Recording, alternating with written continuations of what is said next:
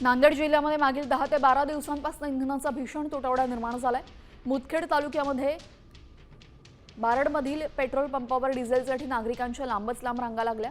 खरीप हंगाम तोंडावर असताना डिझेल मिळत नसल्याने शेतीची कामं पूर्णपणे ठप्प झाली आहेत। हतबल झालेल्या बळीराजानं प्रशासनाकडे तातडीने इंधन पुरवठा करण्याची मागणी केली।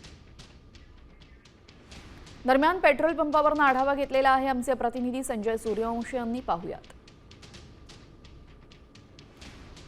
रात्रंदिवस या इंधनासाठी या पेट्रोल पंपावर अशा पद्धतीने ते जागून काढत आहेत, लाईन लावत आहेत, मोठ्या प्रमाणात रांगा लागलेल्या आहेत। आपल्यासोबत काही शेतकरी आहेत, त्यांच्याशी आपण बातचीत करूयात। डिझेल बरेच प्रकारे शॉर्टेज चाललेलं आहे, डिझेल भेटत नाही।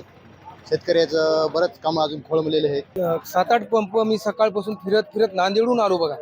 सकाळी रात्री नांदेडला गेलो, नांदेडला मुक्काम राहिलो, नांदेडहून मी प्रत्येक पंपावर गेलो तरी मला भेटला नाही सर पेट्रोल डिझेल। किती दिवसापासून ही परिस्थिती? 10-12 दिवस होऊन गेले सर। मी सकाळी 5 पासून बसलेला आहे, गाडी आली तसं थांबलेला आहो। शेतीचे कामं तसे रखडलेले आहेत, तर आता भेटले डिझेल आम्हाला। नांदेड जिल्ह्यातील बहुतांश पेट्रोल पंप देखील बंद अवस्थेत आहेत आणि काही पेट्रोल पंपावर डिझेल अशा पद्धतीने घेण्यासाठी शेतकरी मोठ्या प्रमाणात रांगा लावल्याचं चित्र या ठिकाणी आपण पाहू शकता।